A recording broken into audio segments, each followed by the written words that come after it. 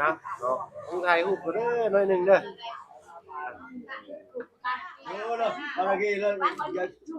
พี่น้อยเนาะทางว่าเพิ่นก็สิมาเป็นสะพานบุญต่างหน้าให้ทางครอบครัวทางอ้ายเพิ่นพี่น้อยเนาะอ้ายพาดีอ้ายเข้ามามื้อนี้ก็คือเก่าเด้อน้องเจดีมาเป็นสะพานบุญในทางอ้ายพานีมุนแสวงคือเก่าเด้อ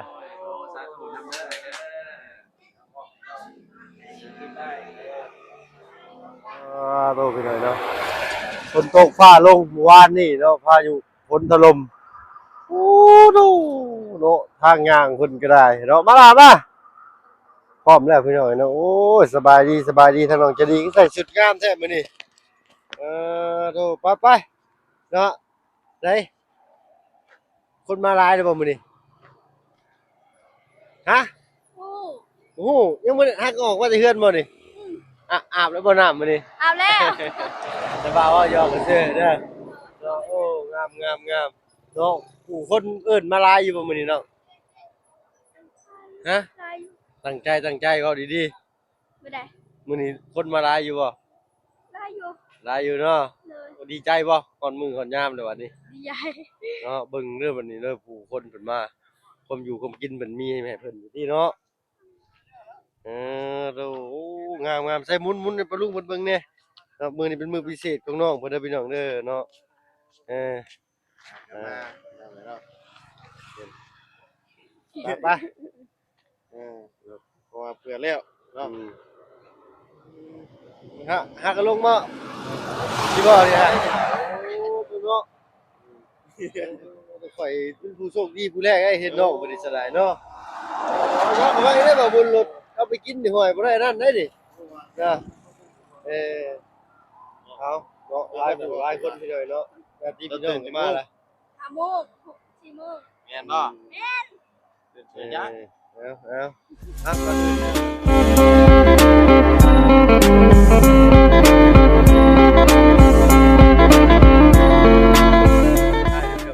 น้องกล่าวทักทายสบายดีใหญ่ใจดีแล้วก็ FC เบิดทุกท่านที่เข้ามารับชมช่อง YouTube บ่เบิ่งหลายคือเก่าเนาะบ่ฝั่งไทยฝั่งลาวแล้วก็ทั้งฝั่งต่างประเทศก็ยินดีต้อนรับเข้าสู่ช่อง YouTube บ่เบิ่งหลายคือเก่าเนาะพอดีมื้อนี้อ่าทางครอบครัวทางอาจจะดีเพิ่นพี่น้อยเนาะครอบครัวพานีมุนแสวงคือเก่าพี่น้อยเนาะฝากทางว่าเพิ่นเป็นสะพานบุญให้มาปลูกแผนขึ้นเรือนใหม่ใส่หญ้างามให้น้องเพิ่นพี่น้อยเนาะมาเบิ่งพี่น้อยเนาะว่าผู้คนเพิ่นมาน้อยมาหลายเนาะโอ้โหต้องถึงพี่น้อยเนาะโอ้สบายดีทางว่าบุญคงเพิ่นพี่น้อยเนาะเออมีหยังแหน่มื้อนี้ให้อันปะลุงเพิ่นมาร่วมงานกินล่ะฮะมื้อนี้โอ้เนาะมากหน้าหลายตาเลยพี่น้อยเนาะเอ้าใส่ปพี่น้องปพาขึ้นไปเบิ่งบรรยากาศอยู่เทิงเฮือนเด้อพี่น้องเด้อเนาะโตไปเข้าไปน้องจะดีเข้าไปเลยเจ้าเข้าไปเลยเนาะนี่ทางน้องชัยเพิ่นเนาะแล้วก็ทางน้องป๊อปแล้วทางไอ้บุญคงนำพี่น้องเนาะสบายดีมาแต่เช้าๆเราก็ได้เนาะโตข่อยเดียวเราวาบมาปิ้วโดดเลย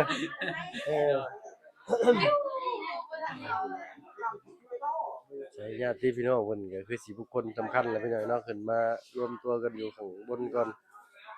เนาะใช้บุกตัวบ้านเพิ่นบ่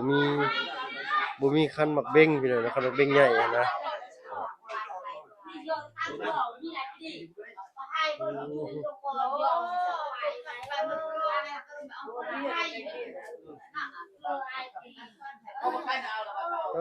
โตเนาะทางงานประจำหมู่บ้านว่านี่เนาะสบายดีน้องๆทั้งสองเพิ่นใส่ไปนั่งเลี้ยงกันพุ่นล่ะไปนั่งเฮียงกันเด้อไปอันนั้นน้องติ๊กกิ้งไปเนาะ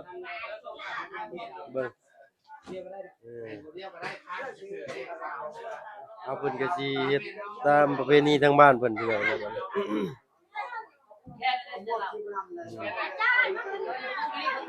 ถูกเลยบ่ สิผูกหรือบ่ แม่บาย นะเนาะต้องถ่ายรูปก็เด้อหน่อยหนึงเด้อตามสเต็ปพี่น้อยเนาะอ้าวบาทนึงพู้นแหละแล้วหลายๆเนาะถ้ามาดูแกนบาทนี้เด้อ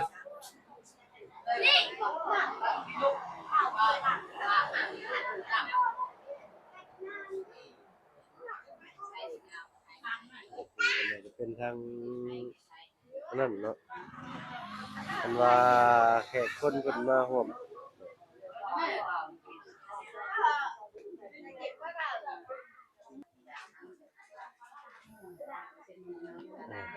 ผิดพลาดเนาะน้องป๊อปเมื่อวานนี้เนาะ โดย เป็นไม่น้องเลี้ยงไปเลยเนาะ ว่า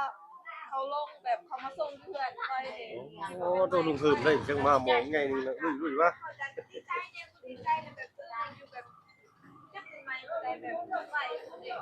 มาจะเอาไปส่งเพื่อนเรียก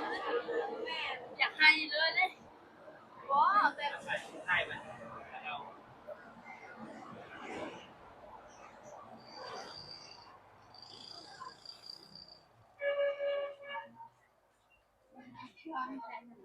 ความรู้สึกตอนเอาใหม่กลับคืนเป็นยังไงแบบก็บ่ได้เป็นหยังเพราะว่า ว่านี่ ก็เป็นใหม่เฮาเด้ อันว่าให้เขาไปเบิ่งไม้ลงมีเนาะคอมเมนต์หนึงไปหน่อยคอมเมนต์มาเอาเบิ่งแล้วเพิ่นก็บ่ได้ตั้งใจไปเอิ้นมาไม้มันได้พี่น้อยบ่เพิ่นก็ไปเห็นรถไถแก่ไม้เขาเฮือนก็เลยว่าเอ้าไม้น้องป๊อปมาแล้วบ่พี่น้อยเนาะเดี๋ยวทางว่าเพิ่นสิไปบอกในคลิปหน้าแล้วกันพี่น้อยคลิปนี้ก็อนุญาตเก็บภาพบรรยากาศขึ้นใหม่ใส่อย่างงามบ้านน้องเจดีย์เพิ่นเสียก่อนพี่น้อยเนาะเราถ่ากันคลิปหน้าก็แล้วกันพี่น้อยเนาะนั่งน่ะเนาะญาติพี่น้องมาชิดญาติใกล้ชิดเพิ่นนั่นแหละพี่น้อยเนาะเอ้ย มาแล้ว มาโอ้โธ่ทั้งศาสตร์ทั้งมอนบาดนี้เนาะเออ ใช้เจ้าของเพื่อนนี่ใช้เจ้าของเพื่อนบ่เจ้าของเพื่อนนี่ฮะ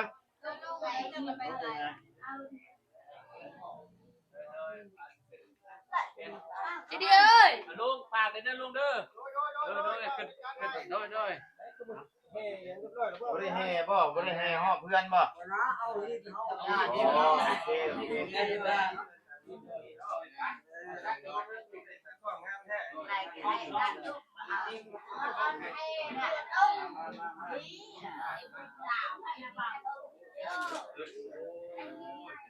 ไปดีได้ต้องฟอกเด้อ มาอาจารย์มา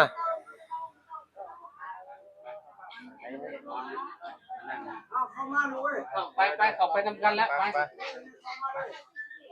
เข้าเบาไล่อันน้องเข้านำกันมาเลยแหละจะดีอยู่ตรงไหนล่ะเจ้าภาพใช่ไหมนั่นล่ะชอบเพื่อสิได้ซ้ำนี่ก็เทียบชื่อกินอยู่แล้วจัง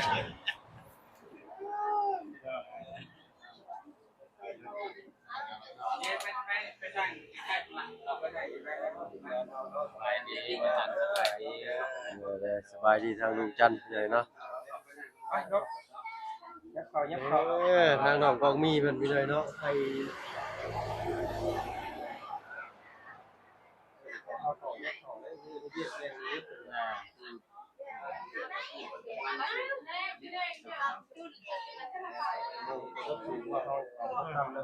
ระบบต่ำเลยก็ได้เขานะเนี่ยชูน้องไซมาพี่ก็ได้ล่ะยังมาพี่มาเข้ามาทำกันเลย เอาแบบง่ายๆเรียบง่ายแต่อบอุ่นพี่น้อยเนาะมีแต่ญาติพี่น้อง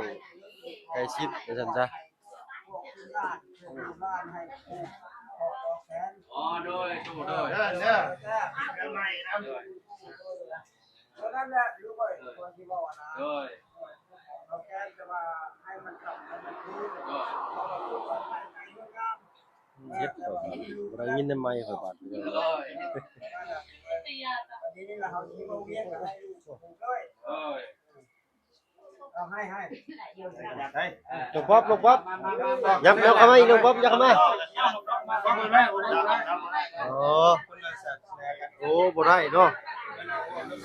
เอาไปเลยเนาะ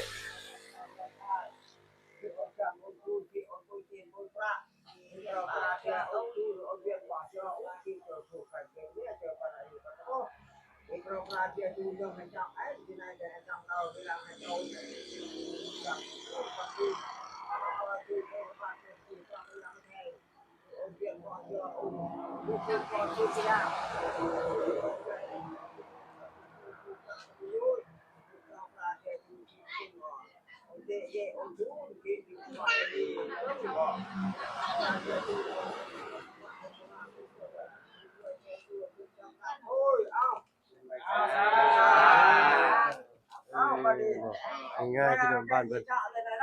มาจะดีเราก็มาเลี้ยงปลาในดินเจาะเลยสิงานนะบ่เอาแค่นั้นดีเลย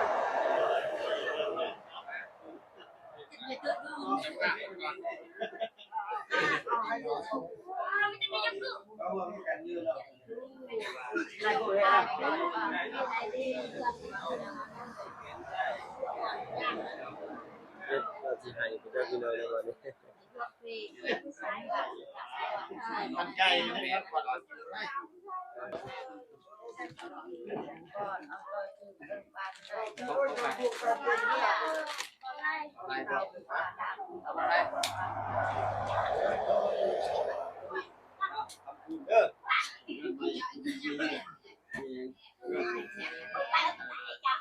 ไว้เลยอย่ากล้ามาอย่าเจาะChưa đâu, mà ghi lên hết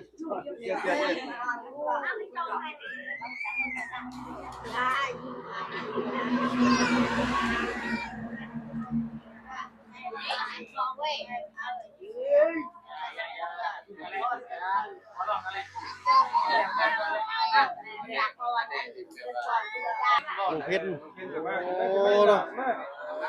bạn cây gần kiêng cái này đâu lâu vạ lúc còn vậy say lốp bạn đấy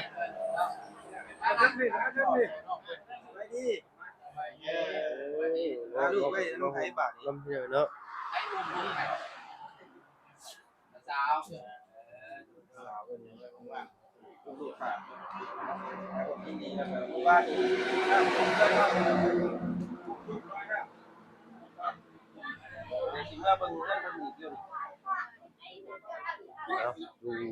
bước lăng được không khi này nóเอาไปก็มืดๆนี่เราจะมาเบิ่งพอเห็นบ่ได้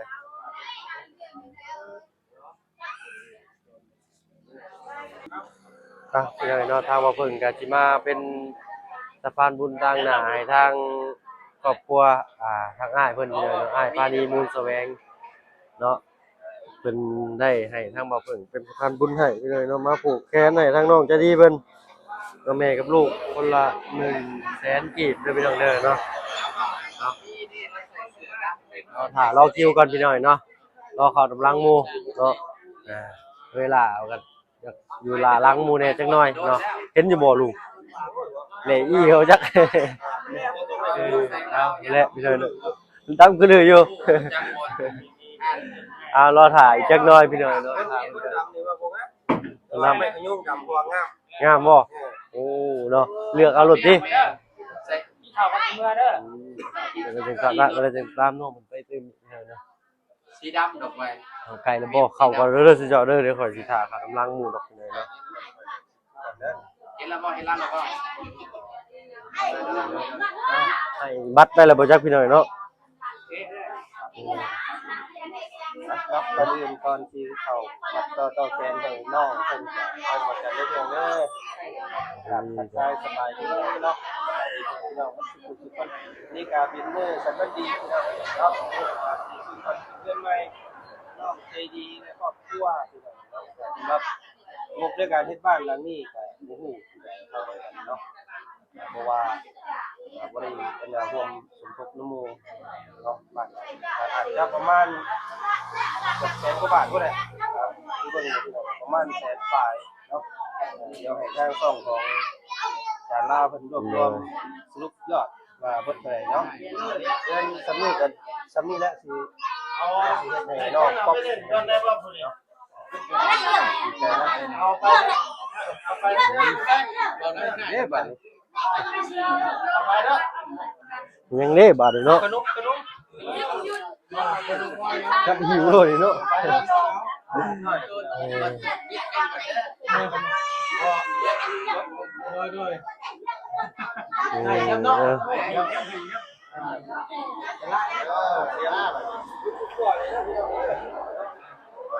เอาต้มข้าวเฮาบาดนี้เนาะแต่ทางน้องป๊อปเพิ่นเข้าบ่ได้ไปเลยเนาะ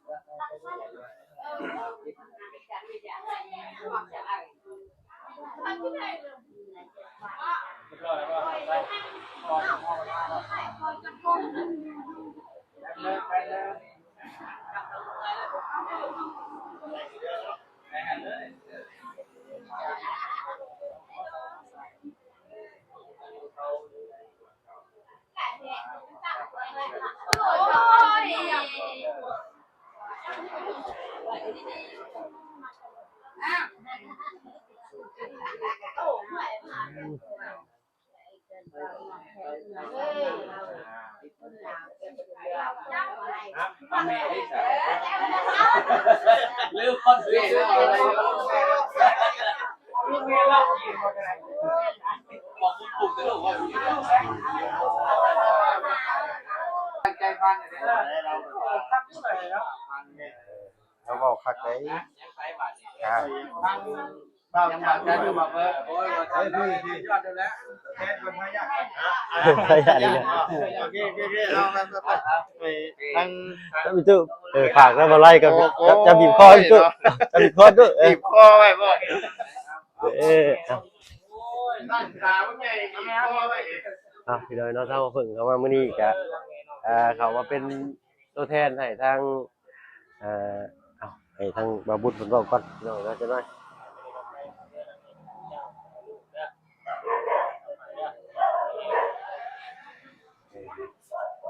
พี่น้อยเนาะก็ให้เขามามื้อนี้ก็คือเก่าแล้วน้องจะดีมาเป็นสะพานบุญในทางอ้ายพานีมุนแสวงคือเก่าเด้อเนาะเป็นใหม่ใส่งามปลูกไผก่อนบานก่อนเด้อให้กว่านี้ดีกว่าเข่าปลูกขึ้นใส่คนเจ้ามาปลูกบุควายคนเจ้าอยู่เด้อเอาครับเช้าเวลาเด้อเราเพิ่นเฮ็ดเพิ่นสร้างอะไรตั้งใจทำใจเย็นมาบัดนี้เอาบ่ซำนี้ก็ได้เอา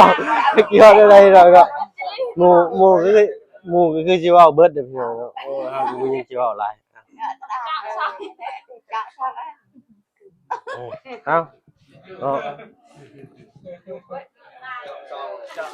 ซองแป้ไว้ทางนั้นเป็นตู้บาทเด้อ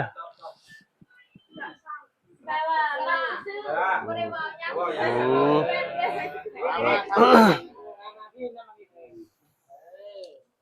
ใช้บาทนี่นั่นยังใส่หม้อมาปอจันโอ้ก็จะบ่เลย อยากกินได้เลยคุณจ้ะจ้ะ พระประจันเนาะปลูกของต้นของประจันก้อน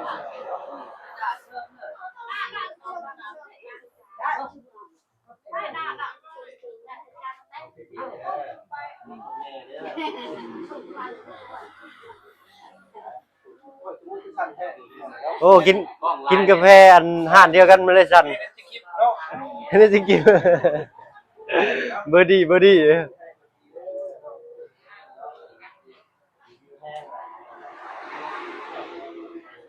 โอ้โหสรุปสลายอยู่เลยเนาะ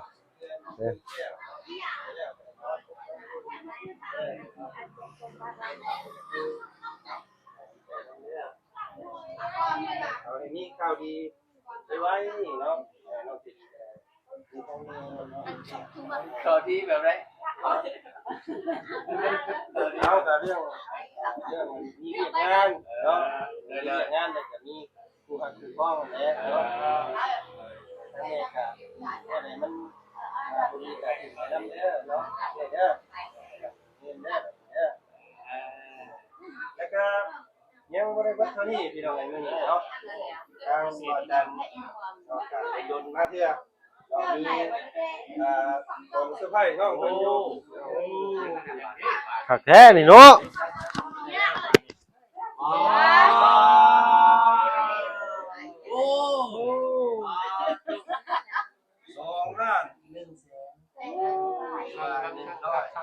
2,100,000เดียนเนาะ โดย มื้อนี้ทางบริษัทได้เกียรติครับสะพานบุญให้ทางอ้ายใจดีจากทางต่างประเทศเนาะเพิ่นว่าฝากเขียนให้น้องใจดีขึ้นเรื่องใหม่เพิ่นเด้อว่าจะดีใจกับเพิ่นเนาะนี่2,100,000เด้อ โอ้สาธุนำเด้อ ขึ้นได้เด้อนี่เขียนให้อ้ายเพิ่นก่อนเนาะให้เพิ่นฝากรับเขียนให้เด้อ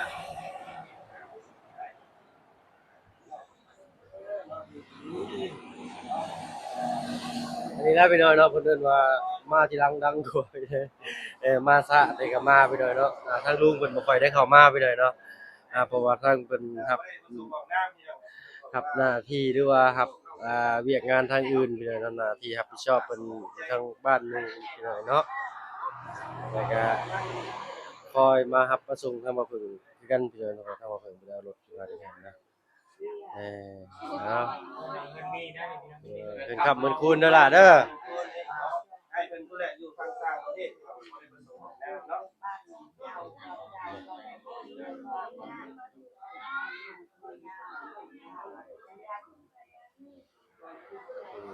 พี่น้องเนาะต้องเป็นขอตัวลำลาเลยเด้อพี่น้องเด้อวันนี้เนาะสำหรับคลิปนี้ก็ได้แล้วถ้าว่าเพิ่นก็มาเป็นสะพานบุญให้ทางครอบครัวพานิมูลแสวงทางอ้ายเพิ่นพี่น้องเนาะในบ้านหลังนี้เนาะทางแต่ลาวก็ยังบ่ได้สรุปเลยเนาะพุ่นแหละเพิ่นเข้ากินน้ำแล้วพุ่นแหละเนาะก็ทางอ้ายเพิ่นก็สมทบมาเอ้ายังอยู่บ่ซั่น